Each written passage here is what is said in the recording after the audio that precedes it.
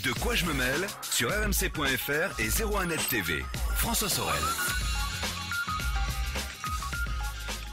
Salut à tous, nous sommes bien le 31 mars 2017 et c'est parti pour De quoi je me mail, votre rendez-vous dédié à l'actualité tech chaque vendredi, à la fois sur rmc.fr pour la version audio. On vous salue, vous qui êtes un adepte de la version audio, et puis la version vidéo qui vous attend sur 01nettv.com et sur YouTube.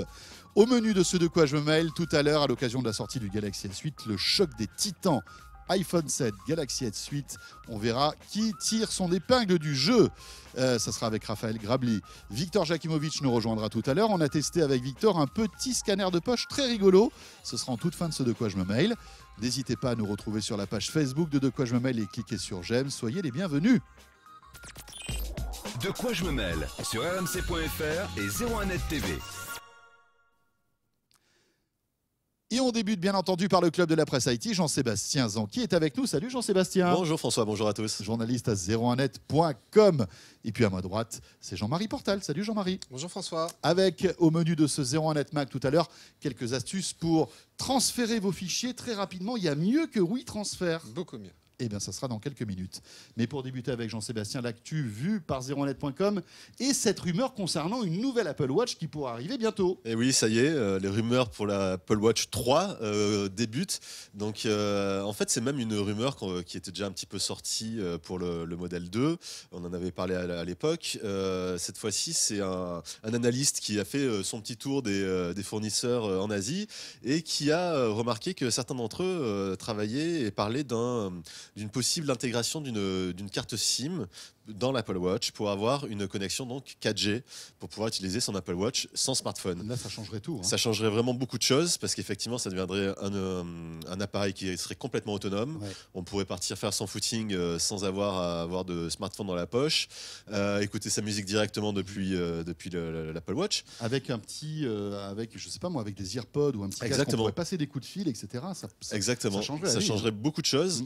Maintenant, le souci, ça va être de savoir comment va être intégrée la carte SIM. Est-ce que ça sera une carte SIM physique ou est-ce que ça sera une eSIM, comme on dit, sur cette Apple Watch. Donc, c'est une SIM, on va dire, vraiment électronique dématérialisée qui se configure en fonction de l'opérateur. Et surtout, le souci principal, c'est l'autonomie, c'est-à-dire comment Apple va réussir à gérer ça. On sait que l'Apple Watch n'est pas un foudre de guerre en autonomie. Donc, avec une connexion 4G, qui est très gourmande. Exactement. En batterie, je ne sais pas trop ce que ça va donner. Mais on sait qu'Apple travaille sur des normes 4G qui sont un petit peu différentes de ce qui se trouve dans les smartphones pour justement avoir des autonomies vraiment optimisées. Jean-Marie, tu y crois à cette histoire d'Apple Watch 4G? C'est le sens de l'histoire, c'est sûr. Il va y avoir une 3 de toute façon. Ouais. Et là, en termes d'innovation, oui, pourquoi pas une SIM dedans. Après, voilà. On verra bien. On verra bien. On poursuit avec, justement toujours dans l'actualité à Apple, une mise à jour importante d'iOS. Oui. C'est la 10.3. C'est ça, elle est passée peut-être un peu inaperçue cette semaine au final, mais pourtant c'est une mise à jour d'envergure puisque la 10.3 a une caractéristique particulière, c'est-à-dire qu'elle change complètement le système de fichiers de l'iPhone. C'est-à-dire que Apple a tout simplement remplacé le système HFS+, qui était l'héritier du système HFS qui remontait à 1985. Oula. Donc voilà, c'était un système de fichiers historique qui était donc remanié en 98 avec l'arrivée de macOS 10. Qui a été créé à l'époque par l'inventeur du Minitel, rappelons-le. Exactement. Et de la pierre à feu. Non, et donc du coup, voilà, c'était quand même un système, on va dire, un petit peu vieillot pour les nouveaux systèmes de stockage en fait, puisque maintenant on n'est que sur des stockages flash, du SSD. C'est ce qui est contenu maintenant dans les iPhones. Et donc ce nouveau système qui est nommé APFS, donc le Apple File System, permet justement de tirer parti de la rapidité, on va dire, améliorée donc des SSD par rapport au disque dur classique, et aussi d'avoir un système de chiffrement qui est revu et donc plus sécurisé par rapport à ce qui existait déjà dans iOS. Et on sait d'ailleurs que ça tient beaucoup à cœur à Apple d'avoir un système de chiffrement assez efficace. Donc voilà, et c'est assez impressionnant de voir comment Apple a déployé cette mise à jour, ce nouveau système de fichiers de manière ultra transparente, oui. C'est-à-dire... on aurait pu croire que ça allait arriver par exemple avec iOS 11, pourquoi pas Oui, tout à fait. Eh bien non, là, en plein milieu, on va dire, d'un iOS 10 qui marchait plutôt bien, c'est une grosse. Enfin, Et puis voilà, surtout, c'est quelque chose qui est invisible. Ouais. Mais alors, c'est amusant parce que sur Internet, j'ai vu des utilisateurs d'iPhone qui avaient installé ce 10.3 et qui trouvent leur iPhone plus rapide. Effectivement. Alors, est-ce que c'est psychologique? Alors, a priori, ce L'effet système. placebo. L'effet placebo. Ça pourrait, mais a priori, ce système est effectivement plus rapide, mais ça va être plutôt pour, on va dire, de l'écriture sur le SSD, des choses comme ça. Et puis, c'est fou de voir comment ça s'est passé de manière hyper transparente pour l'utilisateur. Personne n'a rien vu et c'est quand même une performance à saluer parce que c'est pas toujours ça fonctionne pas toujours de la même manière sur. Alors, il paraît que ça apporte aussi pas mal de choses concernant le fait de pouvoir retrouver ses AirPods. Oui, c'est On peut une nouveauté. géolocaliser les AirPods. Vous savez, c'est les petits Ouais. écouteurs d'Apple qui sont désolidarisés. Oui. Et alors, le sport national de ces trucs-là, c'est qu'on les perd tout de suite, en fait, ou très vite. Et donc là, avec cette mise à jour, on va pouvoir les repérer. Comme en fait on repère, vous savez, les porte-clés, les Wistiki, les choses comme ça. Exactement. Ouais, c'est exactement ça. On peut le faire sonner son AirPod à distance si on en a perdu un qui est caché sous le canapé ou sous l'armoire. Mais aussi en géolocalisation, c'est-à-dire on va avoir l'AirPod qui apparaît sur un plan et c'est que ça correspond en gros à la dernière connexion avec. Pour peu qu'il ne avec soit pas l'iPhone. déchargé, bien évidemment. Ah ça, c'est sûr qu'il n'y Bah, a plus de batterie. pas ça forcément parce que normalement avant de se décharger, il va donner sa dernière position Ah oui, à d'accord. l'iPhone comme fait C'est les ça qui est iPhones. malin. C'est-à-dire Voilà. qu'en fait, voilà, c'est. Donc c'est pas du GPS, hein. Oui, Voilà, mais c'est une estimation de où il peut se trouver. Oui, en enfin, pour dernière peu qu'il position. soit aussi à proximité. Tout à fait. Si C'est vous assez l'avez- limite. si vous l'avez perdu dans le métro, non, oui, ça non, va. vous ça, pouvez c'est pas pleurer possible. là. Non, Oui, non, oui, non. Mais par exemple, si on perd, je sais pas, moi, on est en train de faire un jogging, on le perd, Oui. il tombe par terre. On va pouvoir savoir à peu près à quelle position C'est ça. approximative il est tombé. Voilà. Donc ça vous évite de chercher sur tout le trajet. Ça, c'est pas mal. Surtout que rappelons que cette petite plaisanterie de perdre un AirPod vous coûte 70 €. C'est hein. ça, oui. C'est 70 € Oui. l'AirPod perdu. Ouais. C'est cool. Merci Apple. C'est le même prix pour la gauche et la droite, par contre. Ah, ça, c'est qu'ils sont sympas. Ils sont sympas. Jean-Sébastien, on enchaîne avec le papa d'Android, Tout à fait, qui ne travaille plus chez Google, c'est ça. voilà, qui a décidé de sortir un smartphone. Oui, c'est un smartphone auquel il travaille depuis maintenant quelques mois. L'entreprise s'appelle Essential et il a fait un peu de teasing cette semaine sur Twitter en postant une photo où l'on voit simplement une main tenir le smartphone en question et voir seulement un coin dépassé de la main. Alors c'est vraiment très Oui. subtil, mais ça en dit quand même pas mal puisqu'on C'est voit furtif, même. que il n'y a presque pas de bord sur le smartphone en question. Donc ce modèle-là surfera sur, on va dire, toute la tendance actuelle, voilà, comme on l'a vu, Oui, le Galaxy plus S8 borderless, cette comme on semaine, le Xiaomi Mi Mix il y a quelques mois. Donc ça va être intéressant en tout cas de voir comment D-Rubin gère un nouveau smartphone, puisque c'est quand même le père d'Android, comment il intègre Android, puisque Eric Schmidt, le patron de Google, a confirmé que ce sera bien un Android à l'intérieur. On se demandait jusqu'à présent. Donc faudra voir si le savoir-faire d'Andy Rubin va permettre d'avoir un téléphone vraiment ultra performant. En tout cas, on va suivre ça. Il va sortir cette année. Donc, on Le va papa voir ça. d'Android qui sort un smartphone qui lag, là, il y aura un problème. Et voilà, quand ça même, hein. serait un petit peu Là, il mal joue. vu, quoi. Il joue sa réputation quand même. Hein. On ne parle pas du Galaxy S8 dans ce club de la presse IT, c'est tout à fait normal parce que on l'évoquera longuement tout à l'heure avec Raphaël Grabli, Oui. puisqu'on était à New York avec Samsung pour découvrir ce téléphone. Donc on en parlera tout à l'heure.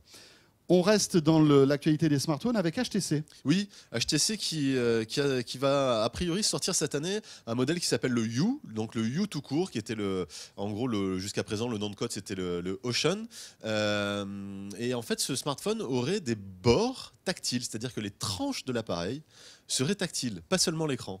Donc ça permettrait de faire défiler des choses qui sont sur son écran sans avoir forcément à le prendre à deux mains et tout simplement en effleurant le côté du téléphone pour faire défiler une liste par exemple qui serait pourquoi pas en haut de l'écran et qui mériterait qu'on utilise ses deux mains.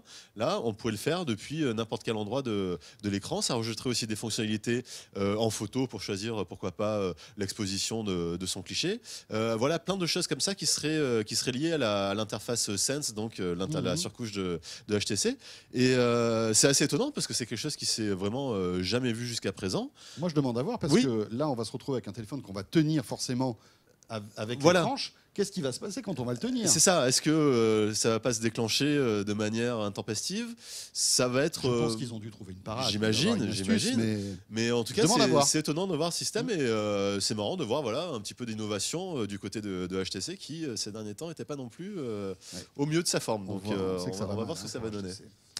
On va terminer avec Facebook, Snapchat, même combat. D'ailleurs, on n'y comprend plus rien, hein, C'est ça. Jean-Sébastien. Je ne sais pas si vous avez lancé votre application Facebook là cette semaine, mais il y a une nouvelle rubrique qui s'appelle donc qui est tout en haut de l'application, qui s'appelle Story, avec à côté un logo qui s'appelle Direct. Alors qu'est-ce que c'est ces trucs-là? Story, c'est tout simplement une version de Snapchat, comme l'a fait Facebook dans d'abord Instagram, ensuite dans WhatsApp. Maintenant, il le décline dans Facebook, dans l'application Facebook. Et puis à côté Direct, c'est une autre fonctionnalité aussi de Snapchat, finalement la première fonctionnalité historique de Snapchat, qui est la messagerie éphémère. Donc on va pouvoir envoyer à ses contacts des photos qu'ils vont pouvoir voir seulement 2 fois. Voilà, donc c'est encore une copie conforme de Snapchat, comme l'a fait Facebook jusqu'à présent. Et d'ailleurs, Snapchat, c'est un petit peu difficile pour eux, parce que dès que Facebook a annoncé ça cette semaine, Snapchat a quand même perdu 1 milliard en bourse le jour où ça a été annoncé. Donc on voit quand même que la puissance de frappe de Facebook La est mise quand à même jour toujours là, logicielle qui fait perdre 1 milliard, c'est Voilà. cool. Et donc c'est marrant de voir que Facebook copie complètement Snapchat, qu'il voulait racheter il y a 2 ans, 3 ans, et Snapchat avait refusé à l'époque. Mais c'est vrai que ça complique beaucoup l'interface, hein. On se retrouve avec finalement 2 fils d'actualité, les stories, le fil classique. Quand on va poster une photo, on ne sait pas si ça sera dans le fil d'actualité classique ou dans sa story.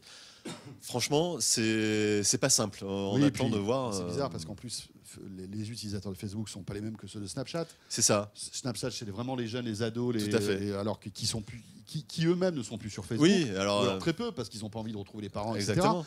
Donc là, voilà, même Instagram commence un peu à partir dans tous les sens. Ah oui, Parfois, oui, moi, c'est j'installe ça une mise à aussi. jour d'Instagram, je me Ouais. retrouve avec du direct. On peut faire des Oui, vidéos oui. directes sur Instagram, alors que finalement, ce qu'on aimait bien avec Instagram, c'est cette particularité de mettre en avant la photo. Et il y a de plus en Tout à plus fait. de vidéos Ouais, ouais. sur Instagram. Je trouve ça un peu dommage, moi, perso. C'est compliqué de s'y retrouver Ces applis perdent un peu leur là-dedans. âme. Et puis finalement, elles se ressemblent maintenant toutes. Mais Elles voilà. ont toutes les mêmes C'est fonctionnalités. ça. Donc, quelle est celle qu'on va préférer? On ne sait pas vraiment. Je suis pas très fan non plus de tout ça.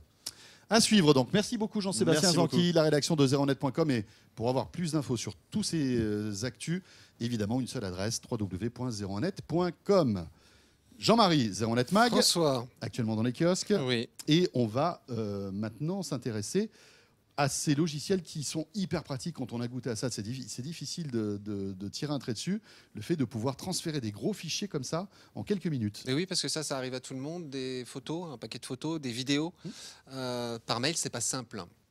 Alors certes, il y a Google qui propose des pièces jointes de 25 mégaoctets, ce qui est déjà pas mal. Et puis si vous dépassez cette limite, en fait, il va stocker votre pièce jointe sur votre Drive. Google Drive et il va insérer automatiquement un lien dans votre mail et en fait les gens donc peuvent télécharger la pièce depuis Google Drive. Bon, tout le monde n'utilise pas non plus Gmail et puis c'est pas forcément le moyen le plus rapide. Et depuis, il y a d'autres services qui Oui, bien sont sûr, sortis, ouais. dont le plus connu est WeTransfer. WeTransfer, gros succès. 40 millions d'internautes utilisent actuellement WeTransfer. Et savez-vous quel est le pays le plus friand de WeTransfer? Aucune idée. Alors là, aucune idée. C'est la France. C'est la France. C'est la France avec 4,4 millions d'habitués. On est les premiers utilisateurs de WeTransfer, comme quoi ça marche très bien. Sauf que WeTransfer a aussi ses limites en termes de taille de fichier, puisque le service, alors il y a un service gratuit, un service premium si vous voulez dépasser les limites, mais en service gratuit, vous ne pouvez envoyer des pièces jointes de 2 gigas. 2 gigas. Ce qui est déjà Voilà. pas mal, cela dit, hein. Donc vous pouvez envoyer C'est un 2 peu confortable. Voilà, vous pouvez envoyer 2 gigaoctets. Ensuite, c'est stocké sur les serveurs pendant 7 jours. Si au bout de 7 jours, personne n'a récupéré l'envoi, eh ben, il disparaît dans les airs. Ouais, ça, c'est un peu embêtant, cette limite de 7 jours. Donc ça, c'est un petit peu embêtant. Sachant qu'en plus, alors dans les services plus, vous pouvez dépasser ça et pousser à 20 gigas, en plus avoir un espace de stockage en ligne de 100 gigas. Enfin bon, mais après, on rentre dans un autre système où ça concurrence les services de stockage en ligne. Hein. Oui, Donc, de cloud. Voilà, de cloud, et c'est pas forcément l'usage qu'on veut faire de WeTransfer. Mais WeTransfer, en fait, il a pas mal de concurrents. Nous, on en a retenu 5 parce qu'ils étaient en français.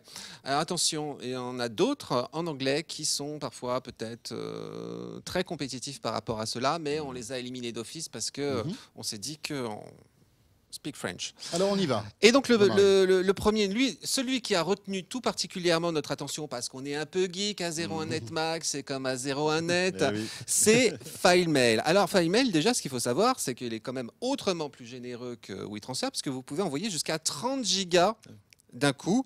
Et puis surtout, il a une extension pour Android, non, pour Outlook, alors appli pour Android et iOS, et pour les développeurs, les vrais geeks, il propose une API, donc ce qui permet d'intégrer FileMail sur une page web, enfin sur différentes choses, ou avec des logiciels qu'on développe soi-même. Et c'est le même système que WeTransfer, c'est-à-dire qu'on va C'est- chercher une pièce jointe, enfin une pièce qu'on a sur son PC, Ouais.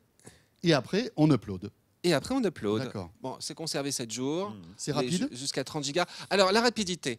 Alors, ce qu'il faut savoir, c'est que sur tous ces services de transfert de fichiers, la rapidité, plus le fichier est gros, et plus ça a une tendance à prendre du temps. Ça dépend surtout de la connexion qu'on a montante. Hein. Alors, ça dépend, Si on a certes. de la fibre, ça va plus vite. Ça dépend, certes, de la connexion montante que vous avez. Mais clairement, ces services-là vous encouragent un petit peu à prendre la version premium pour gagner en rapidité. Il ne faut pas se mentir. Si vous envoyez 30 gigas, C'est un peu long. c'est un petit peu long. Si vous faites ça depuis votre ordinateur de bureau, ça ne va pas vous poser trop de problèmes. Vous pouvez aller faire autre chose pendant ce temps-là. Depuis un portable, vous allez le refermer au bout d'un moment, ça sera fichu. Et justement, à ce propos-là, il y a un service qui vous permet d'interrompre un transfert et de le reprendre. Ah, pas mal. Et ça aussi, c'est un plus. C'est grosfichier.com. bien Dans s'en la...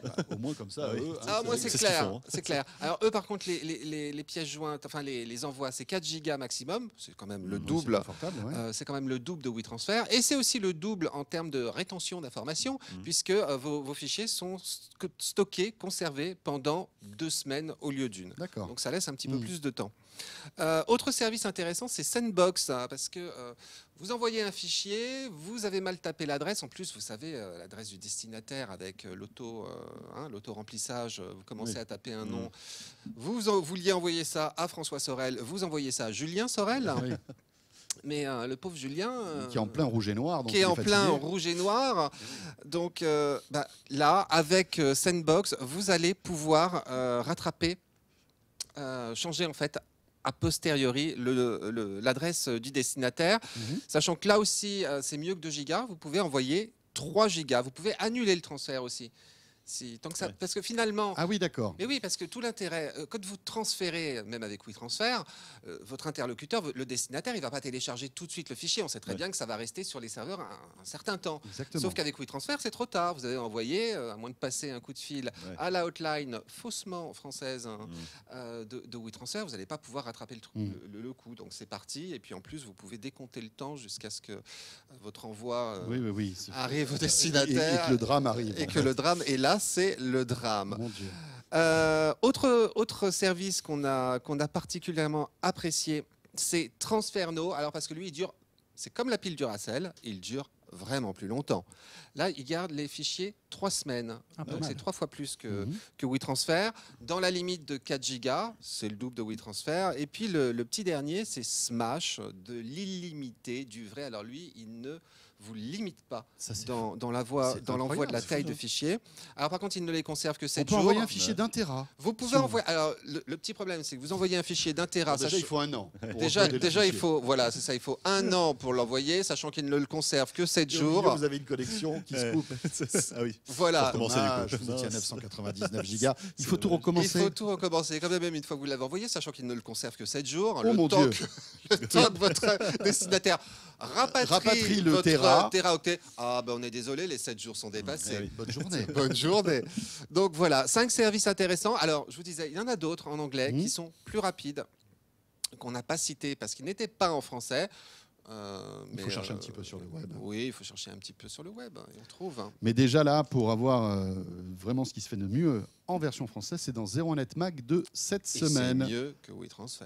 Voilà, 01net Mag avec en couverture concrétiser vos rêves. Tous vos rêves. C'est beau. Merci Jean-Marie. Merci François. Jean-Marie Portal, rédacteur en chef adjoint donc de 01net Mag, et merci à Jean-Sébastien Zanqui. Merci. Vous restez avec nous, la suite de quoi je mail avec le choc des titans, le match des poids lourds. D'un côté le Galaxy S8, de l'autre l'iPhone 7 qui tire son épingle du jeu. On voit ça avec Raphaël Grabi dans 1 minute. À tout de suite. De quoi je me mêle sur rmc.fr et 01net TV.